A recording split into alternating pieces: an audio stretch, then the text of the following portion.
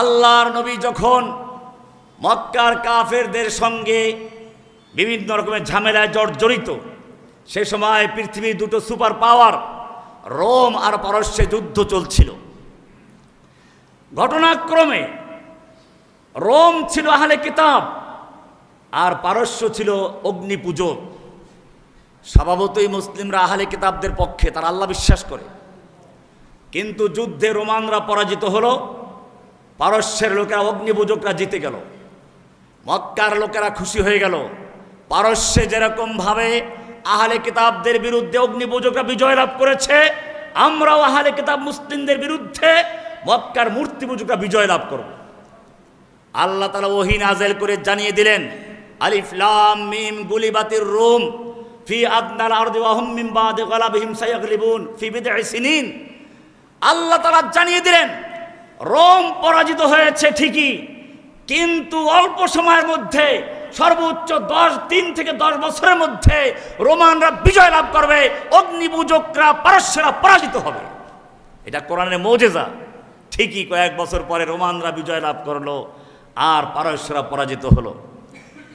আমি দেখাতে চাই, এখানে যেরকম ভাবে আল্লাহর রাসূল সাল্লাল্লাহু আলাইহি ওয়াসাল্লাম অগ্নিপূজকদের বিরুদ্ধে রোমানদের পক্ষ নিয়েছিলেন, আহলে কিতাবদের পক্ষ নিয়েছিলেন, ঠিক তেমনি ভাবে বর্তমান সময়ে ইহুদিদের বিরুদ্ধে, নাসারাদের বিরুদ্ধে মুসলিমদের ঐক্যবদ্ধ হয়ে তাদের বিরুদ্ধে যুদ্ধ করা ঈমানের দায়িত্ব।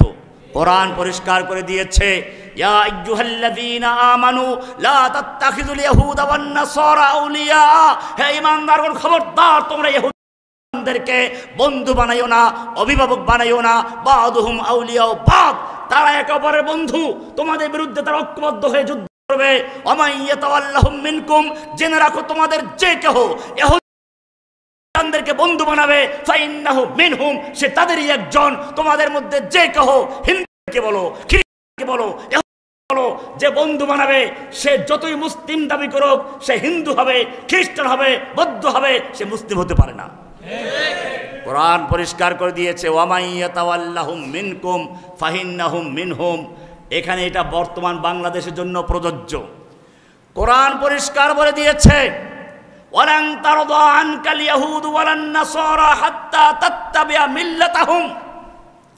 ওহে মুমিন, তুমি ইহুদিদেরকে যতই রাজি খুশি করতে চাও, ওদের যতই পদলেহন করো না কেন, ওদের খুশি করতে চাও না কেন, ওয়ালান তারদা আনকা, কখনো তারা তোমার প্রতি সন্তুষ্ট হবে না, হাত্তা তাত্তাবিআ মিল্লাতাহুম, যতক্ষণ পর্যন্ত তুমি তোমার ধর্ম ত্যাগ করে, আদর্শ ত্যাগ করে, তাহজিব তামাদ্দুন ত্যাগ করে সম্পূর্ণভাবে ওদের মতো গিয়ে মাথায় তিলক না পড়বে, ওদের মতো হিন্দু খ্রিস্টান বৌদ্ধ হবে, অতক্ষণ পর্যন্ত তুমি তাদের খুশি করতে পারবে না।